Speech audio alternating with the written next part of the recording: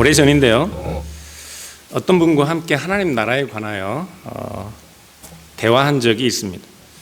하나님의 나라는 이른 아침에 품꾼을 찾으러 나간 포도원 주인과 같다는 예수님의 비유로 저는 하나님의 나라를 설명하였습니다. 비유의 결론은 여러분들이 다 아시는 것처럼 충격적입니다. 주인이 새벽 6시, 아침 9시, 12시, 3시, 하물며 5시에 나가 포도원에 들인 품꾼들에게 주인은 모두 하루 일당에 해당하는 한 데나리온을 지불했기 때문입니다. 저는 그분이 꽤 학식이 있는 분이라서 그 비유, 그 하나님 나라에 관한 예수님의 비유를 들으면 크게 감동할 줄 알았습니다.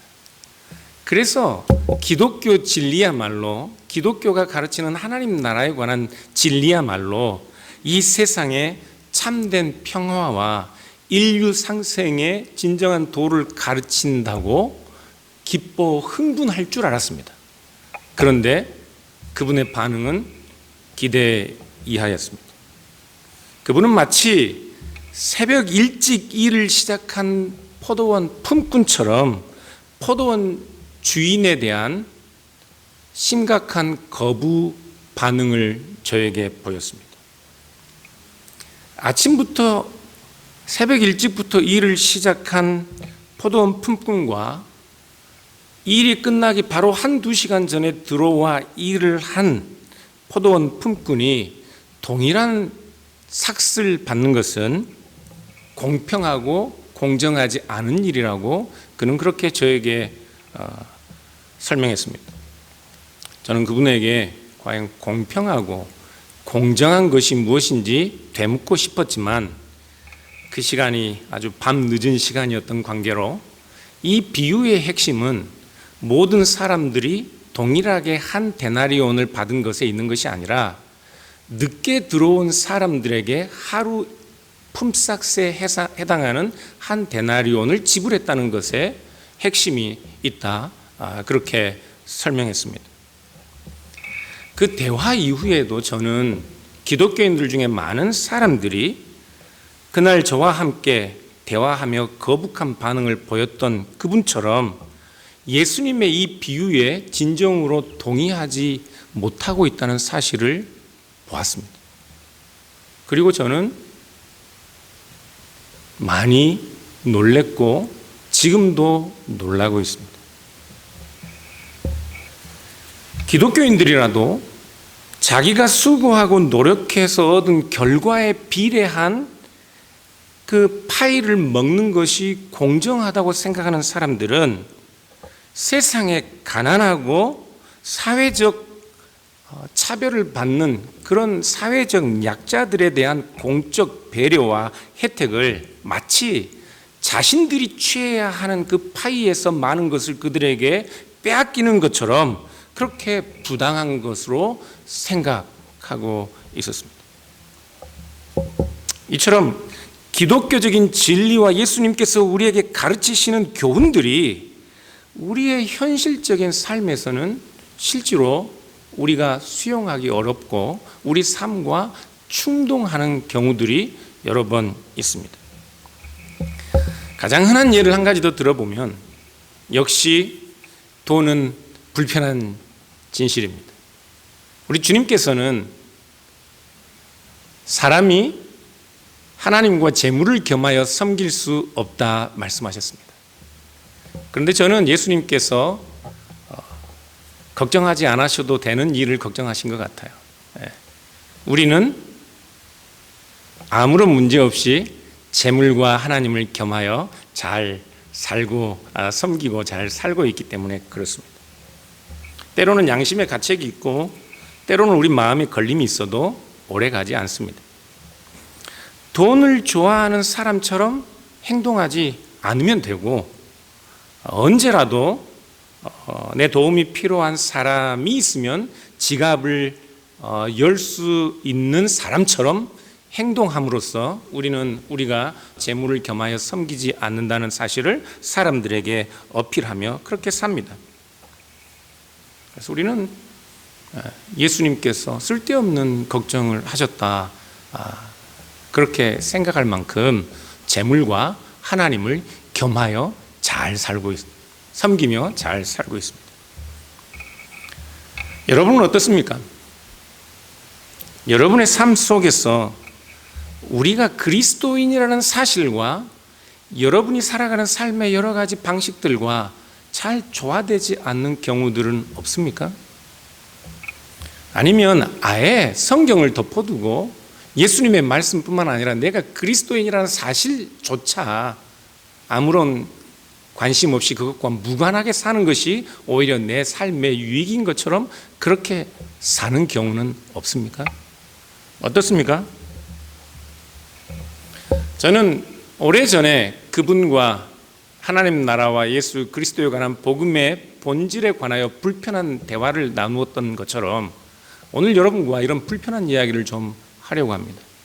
다름 아니라 기독교의 본질적인 핵심적인 내용, 그것은 우리가 영광을 얻는 데 있는 것이 아니라 그리스도의 고난과 그의 십자가와 죽음이라는 사실을 오늘 다시 한번 여러분들과 이야기해 보려고 합니다.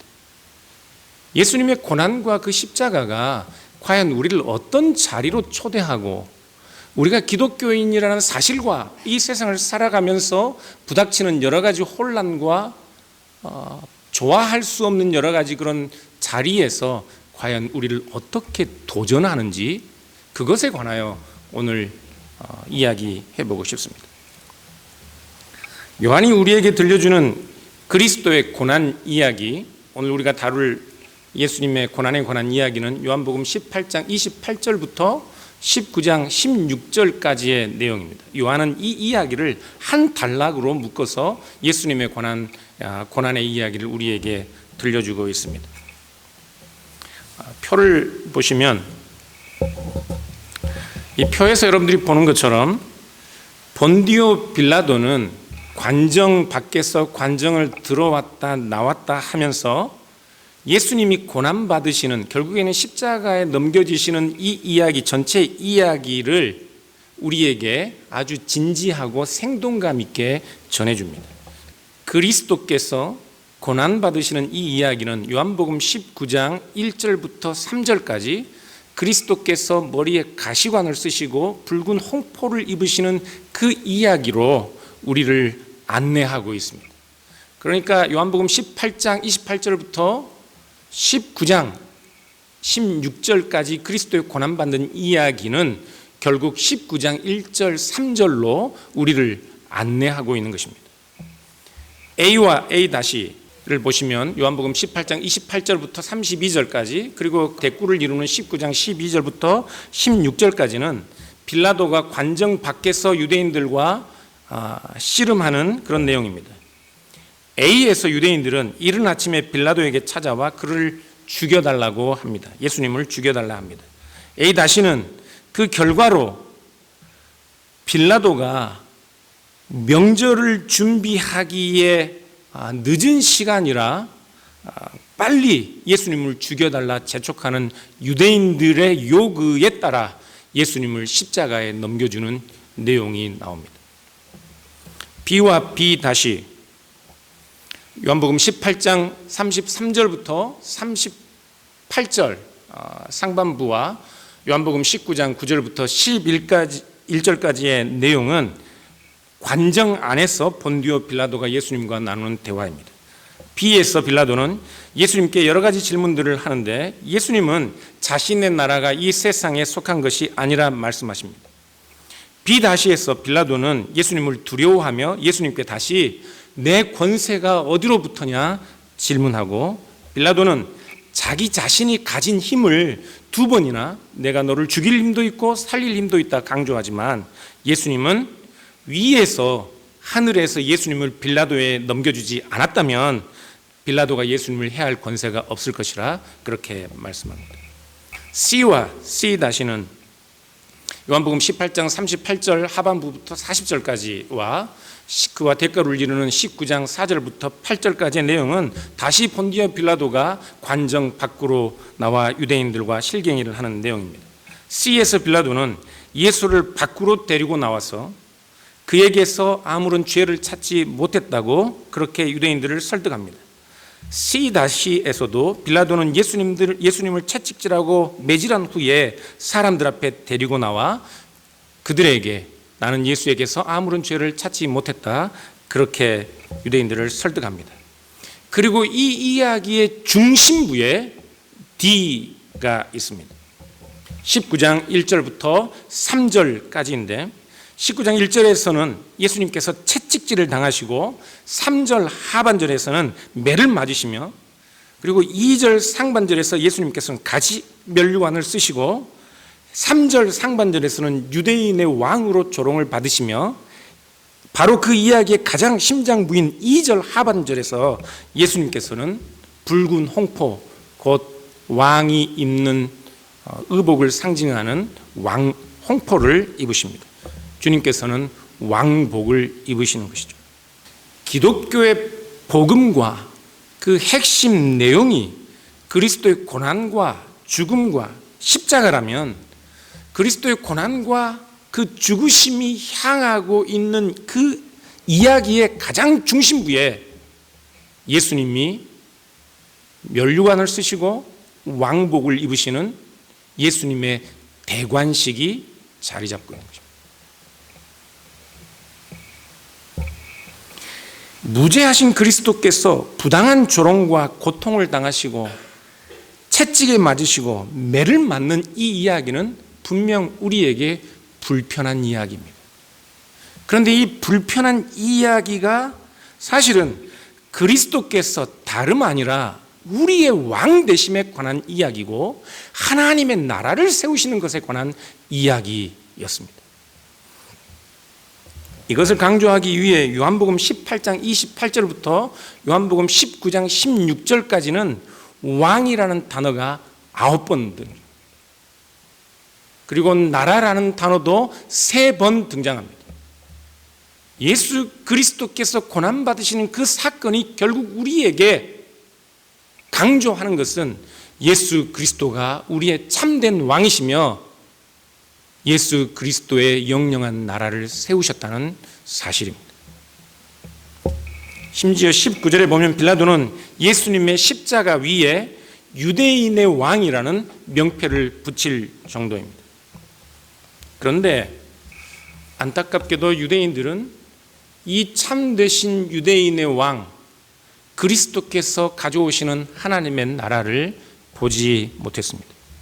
왜냐하면 그리스도께서 가져오시는 하나님의 나라, 그리스도께서 왕으로 서신 그 나라는 이 세상에 속한 것이 아니기 때문입니다. 이 세상에 속한, 이 세상과 같은, 이 세상에서 우리에게 영광을 가져다 줄 것으로 기대되는 그 하나님의 나라를 구하는 이들에게 그리스도의 나라와 그리스도의 나라의 참되신 왕은 감추어져 있습니다.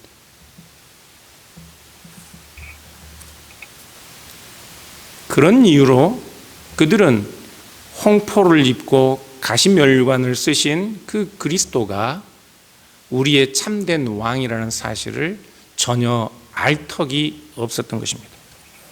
그런데 이 사건에 대하여 구약 성경에서는 미리 아주 자세하게 예언한 부분이 있습니다. 이사야서 52장 53절에 왜 사람들이 예수님을 참된 왕으로 받아들일 수 없었는지 자세한 예언이 나와 있습니다. 52장 13절부터 15절을 함께 보겠습니다. 같이 읽겠습니다. 보라, 내 종이 형통하리니 밭으로 높이 들려서 지극히 존귀하게 되리라. 전에는 그의 모양이 타인보다 상하였고 그의 모습이 사람들보다 상하였으므로 많은 사람이 그에 대하여 놀랐거니와 그가 나라들을 놀라게 할 것이며 왕들은 그로 말미암아 그들의 입을 봉하리니 이는 그들이 아직 그들에게 전파되지 아니한 것을 볼 것이요 아직 듣지 못한 것을 깨달을 것임이라. 아멘. 이사야 52장은 1절부터 하나님이 자기 백성을 위로하실 것에 관한 예언이 나오고 있습니다. 이스라엘 백성들이 자신들이 지은 죄로 인해 하나님으로부터 영영 멀어지는 것이 아니라 하나님이 그 백성들을 다시 하나님께로 돌아오게 하실 것이라 예언하고 있습니다. 그런데 어떻게 그 일을 하실지가 이사야 52장 13절부터 소개되고 있는데요. 그 일은 하나님의 종이 높이 들려 형통하게 되고 지극히 존귀하게 되는 일을 통해 그가 대변하는 이스라엘도 함께 존귀하게 되는 것을 예언하고 있습니다. 그런데 이사야 선지자는 이 일이 하나님의 종 여호와의 종이 높이 들려 존귀하게 되는 이 일이 죄인들을 위해 여호와의 종이 죽음에까지 내려가시는 그 고난의 길을 통해 그가 존귀히 될 것이라 예언하고 있습니다. 그 고난이 그가 당할 고난이 얼마나 극심하고 비참한지 사람들이 그를 보고 기겁하게 될 것이라 예언합니다. 그러나 그 일을 통해 열방이 놀라고 왕들은 말문을 잃게 될 것인데 그것은 그들이 보는 일이 전혀 그들이 들어보지 못한 새로운 일이고 결코 그 전에도 그 후에도 볼 수 없는 광경이 될 것이기 때문에 그렇습니다. 여호와의 종이 모든 사람들보다 낮아져서 모든 사람들보다 상하게 되는 그 일을 통해 그가 높이 들려 존귀하게 되고 그의 백성들이 높이 들려 함께 존귀하게 되는 이 일은 그들이 지금까지 들어본 적이 없는 전무후무한 일이었습니다. 온 열방과 모든 나라가 이 일을 보고 놀라게 될 것입니다. 이사야 선지자는 계속해서 이사야 53장에서 이 고난받는 종 그에게 여호와의 팔, 여호와의 능력이 나타났다 그렇게 예언하고 있습니다. 1절부터 3절까지 함께 읽어보겠습니다. 시작. 우리가 전한 것을 누가 믿었느냐? 여호와의 팔이 누구에게 나타났느냐? 그는 주 앞에서 자라나기를 연한 순 같고 마른 땅에서 나온 뿌리 같아서 고운 모양도 없고 풍채도 없은즉 우리가 보기에 흠모할 만한 아름다운 것이 없도다. 그는 멸시를 받아 사람들에게 버림받았으며 간고를 많이 겪었으며 질고를 아는 자라. 마치 사람들이 그에게서 얼굴을 가리는 것 같이 멸시를 당하였고 우리도 그를 귀히 여기지 아니하였도다. 아멘. 1절은 이 고난받는 종이 여호와의 팔, 여호와의 능력으로 오는 종이라 그렇게 예언합니다.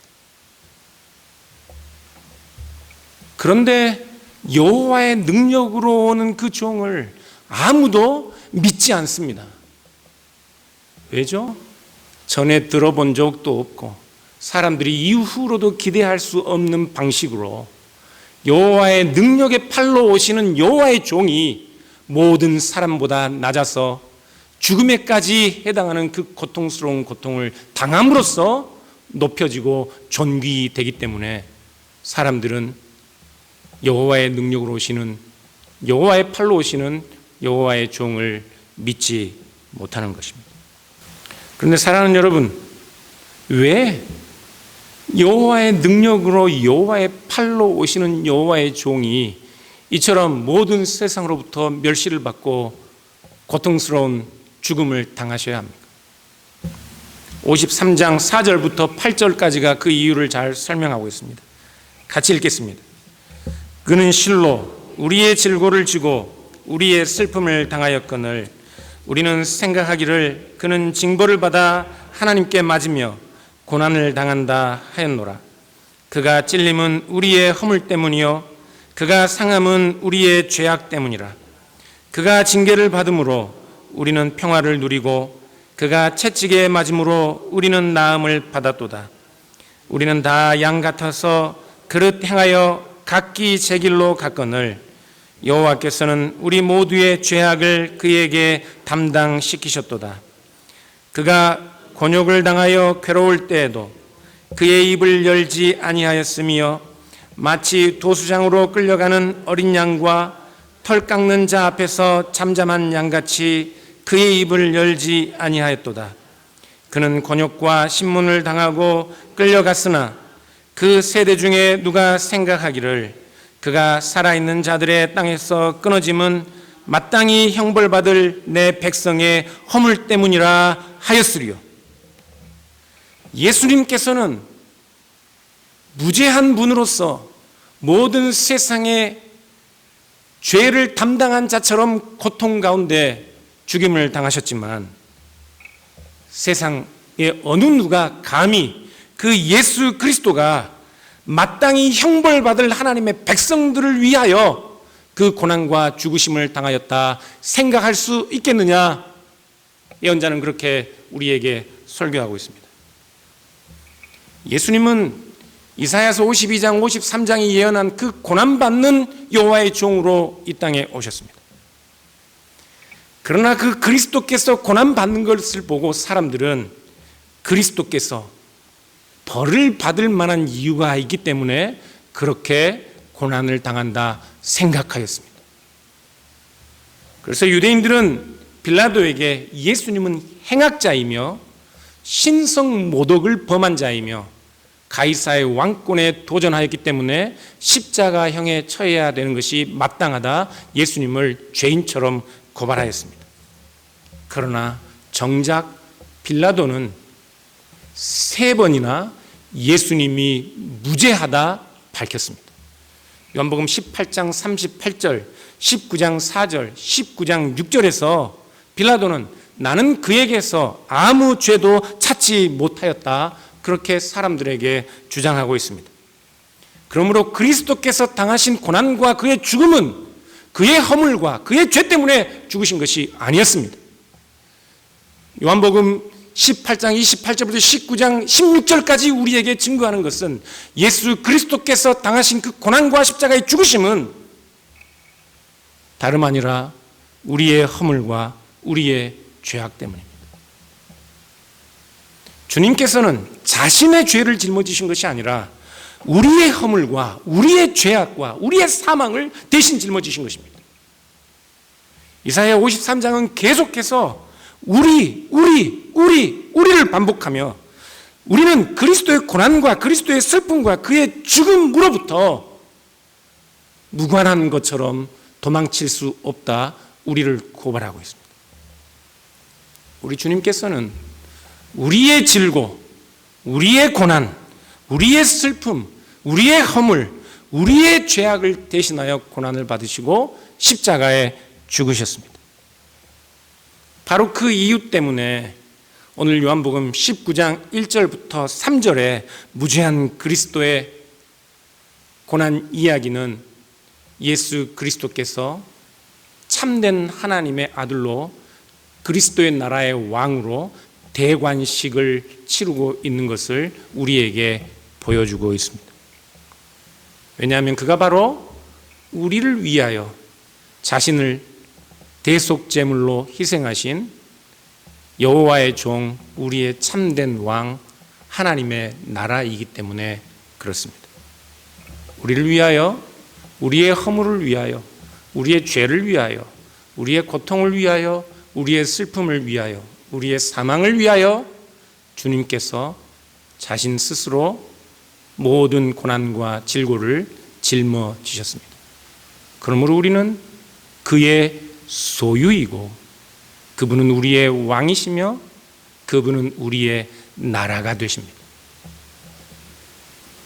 이것이 바로 기독교가 서 있는 가장 핵심적인 복음의 내용이고 하나님 나라의 토대입니다. 우리는 하나님에 대하여 우리의 지식이 아주 수준이 낮고 피상적인 것처럼 우리의 죄에 대하여도 우리는 너무 피상적이고 저급한 이해를 가지고 있습니다. 현대인들에게 죄에 대하여 말하면 사람들은 마치 죄란 종교가 사람들을 겁주어서 협박하고 착취하기 위해 만들어낸 인위적 개념이라 그렇게 생각합니다. 그러나 인간이 죄를 알지 못하는 것처럼 그렇게 큰 어리석음과 오만불손함이 어디에 있겠습니까? 우리는 적극적으로 다른 사람들에게 해를 끼치지 않습니다. 그래서 우리가 다른 사람들에게 직접적인 해를 끼치지 않기 때문에 이 정도면 좋은 사람, 우리가 일부러 사는 사람들에게 해코치하지 않고 살면 그 정도로 우리가 선하고 좋은 사람이라 그렇게 생각합니다. 그래서 실제로 대부분 죄가 없는 사람들처럼 삽니다. 그래서 우리가 이런 생각 때문에 우리 주변에서 큰 해를 당하거나 사고를 당하거나 그로 인해 심각한 고통과 슬픔에 빠진 사람들을 보면서도 무관심하고, 그럼에도 불구하고 내가 그들에게 해를 끼친 것이 아니기 때문에 그들의 고통과 슬픔과 그들의 재난이 나와는 상관이 없다, 그렇게 생각합니다. 오늘날 어떤 사람들은 일제시대에 강제징용된 사람들이나 일제시대의 위안부들이나 그들도 지금의 나와는 아무 상관이 없다 쉽게 생각합니다.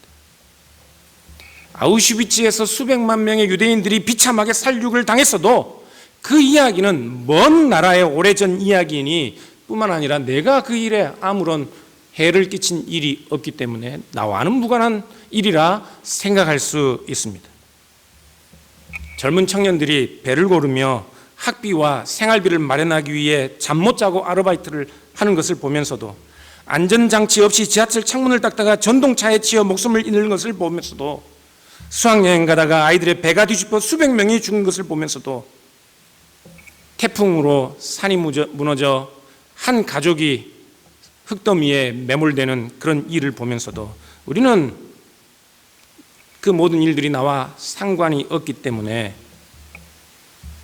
아무런 내 삶에 나에게 아무런 문제가 될 것이 없다 생각합니다. 그래서 그들의 슬픔, 그들의 억울한 호소에 동참하지 않으면서도 우리는 우리 양심의 가책을 느끼거나 우리가 죄인이라고 쉽게 생각하지 않습니다. 세상이 온통 불의한 일들로 시끄러워도 나는 그 일들과 무관하기 때문에 나는 의로운 사람처럼, 나와는 상관없는 사람처럼 잘 살 수 있습니다. 여러분들의 이야기를 하는 것 같죠? 우리 이야기를 하는 것 같지 않습니까?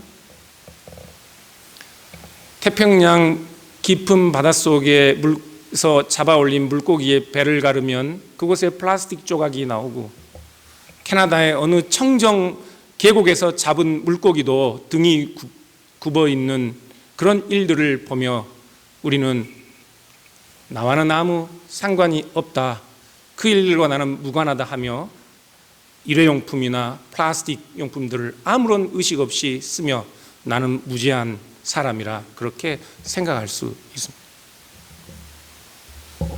그러나 여러분, 우리를 돌아보면요, 우리는 매일 지금 세상의 사람들이 당하는 그 심각한 재난과 고통과 슬픔 정도에는 비견할 수 없는, 감히 그 사람들 앞에 입을 열 수도 없는 작고 사소한 일 때문에 우리는 부당한 대우를 받고, 우리는 마치 우리의 모든 인격이 살해당한 것처럼 사람들 앞에 그렇게 이 세상의 불의함을 고발하는 경우들이 있습니다. 저 사람, 저 세상, 저 사람들이 당하는 부당한 대우와 그들이 이유 없이 당하는 해고와 그들의 억울한 일을 보면 나와는 무관한 일이라 생각하다가도 막상 내가 그런 작은 일들에 연루되면 우리는 온 세상이 악하고 모든 사람들이 악한 것처럼 여기저기 다니며 불평을 늘어놓을 것입니다. 그리고 우린 여전히 우리가 죄가 없는 사람이라 그렇게 스스로 확신하며 살 것이라고요. 하나님께서는 에스겔서 18장 4절에 범죄한 영혼은 반드시 죽으리라 말씀하셨습니다. 바울은 죄의 삭은 사망이라 그렇게 선언하였습니다. 그런데 하나님께서는 에스겔서 33장 11절에 다시 하나님은 나의 삶을 두고 맹세하노니 나는 악인이 죽는 것을 기뻐하지 아니한다 말씀하셨습니다. 두 가지 내용이 서로 모순됩니다. 죄를 지은 자는 반드시 죽게 될 것인데 하나님은 악인이 그 죄 가운데 죽게 되는 것을 기뻐하지 않으십니다. 그렇다면 이 두 가지 중에 어느 것이 먼저 지켜져야 하나요? 두 가지 중에 어느 것이 먼저 자기 권리를 포기하고 다른 것에 양보해야 할까요? 공의가 자기를 먼저 포기해야 합니까? 사랑이 먼저 포기해야 할까요? 이 두 가지를 동시에 만족시킬 수 있는 하나님의 능력과 지혜가 무엇일까요? 어떻게 공의로우신 하나님께서 죄인이 자기 죄로 죽는 것을 기뻐하지 않는 하나님의 사랑을 성취할 수 있을까요? 그것이 바로 오늘 요한복음 19장에 붉은 홍포를 입고 가신 멸관을 쓰신 고난받는 종의 모습입니다. 우리의 허물과 우리의 죄악으로 인한 그 사망의 심판을 여호와께서는 공의롭게 무죄한 자신의 종에게 대신 지게 하셨습니다. 그런데 여러분, 만일에 하나님께서 하나님이 자신이 아닌 다른 어떤 존재에게 우리가 당해야 할 모든 죄를 대신 지게 하셨다면 그것은 공의로울 수 있습니까? 그것은 공의로울 수 있어요? 에? 생각 좀 해보세요. 하나님 자신이 아닌 어떤 존재에게, 어떤 다른 대상에게 여러분들의 모든 죄에 대한 대가를, 그 모든 죄에 대한 심판을 이 존재에게 다 전가하고 넘겼다면 이분은 무슨 억울함입니까? 그렇지 않습니까? 이 일은 공의로운 일이 아닙니다. 그래서 하나님은 삼위일체 하나님의 제2위이신 성자께서 하나님 자신이 직접 이 땅에 오셔서 우리 모든 죄인들의 허물과 그들의 고통과 슬픔과 죽음과 사망의 심판을 하나님 자신에게 직접 전가하신 것입니다. 그렇기 때문에 하나님의 모든 공의와 하나님의 사랑이 동시에 성취된 것입니다. 사랑하는 여러분, 우리는 그 이야기를 그리스도의 순환 이야기에서 보고 있다고요. 무죄한 그리스도께서 그 잔혹한 고통 가운데 면류관을 쓰시고 홍포를 입으신 모습으로 우리의 주님으로 우리의 왕으로 서 계신 이유가 무엇일까요? 본디오 빌라도는 예수님을 데리고 나와 사람들 앞에서 이렇게 외칩니다. 보라 이 사람을, 보라 이 사람을. 빌라도는 19장 4절, 19장 5절에서는 보라 이 사람을 하고 사람들에게 외치다가 19장 14절에서는 보라 너희 왕을 하고 외칩니다. 빌라도의 이 외침은 사실은 요한복음을 기록한 요한 사도의 외침입니다. 이 사람을 보십시오. 이 사람을 보십시오. 이 왕을 보십시오. 그는 잔혹한 고문과 매질과 채찍질로 온몸이 피에 얼룩져 있고 당장이라도 쓰러질 것 같은 모습으로 가시면류관과 홍포를 입고 사람들의 조롱 앞에 서 있습니다. 그분이 우리의 왕이십니다. 그분이 우리의 왕이시라고요. 본디오 빌라도는 보라 이 사람을, 보라 이 사람을, 이 무죄한 자가 너희 앞에 서 있다 외치고, 요한 사도는 이 무죄한 자가 우리의 고난과 우리의 슬픔과 우리의 죽음을 대신하여 서 있는 우리의 왕이라 소리치고 있는 것입니다. 그러므로 사랑하는 여러분, 우리를 위하여 자기를 내어주신 하나님의 아들의 고난과 죽음 앞에 이 하나님의 나라를 사는 우리의 삶에 무엇이 장애될 것이 있겠습니까? 무엇이 장애될 것이 있겠습니까? 포도원 주인처럼 아침 일찍부터 나와 일한 사람들의 에서부터 저녁 늦게 들어와 일한 모든 사람들에게 주인은 동일하게 한 데나리온을 줌으로써 그의 공의를 완성하시고, 마지막에 들어온 사람들에게도 한 데나리온, 하루 품삯에 해당하는 임금을 지불함으로써 그의 사랑을 확증하셨습니다. 그런데 이 포도원 품꾼의 비유가 우리는 거슬려요. 이 세상을 살면서 그리스도인으로 산다는 것이 우리에게 도전하는 것들이 거슬린다고요. 그리스도는 우리를 위하여 모든 고난을 당하시고 사람들 앞에 조롱받으신 하나님 그분임에도 불구하고 말입니다. 기독교의 본질이 무엇인지, 우리가 사는 하나님의 나라가 무엇인지 진지한 고민과 반성들이 있는 온누리 장로교회 모든 교우들 될 수 있기를 주님의 이름으로 축원합니다. 기도하겠습니다.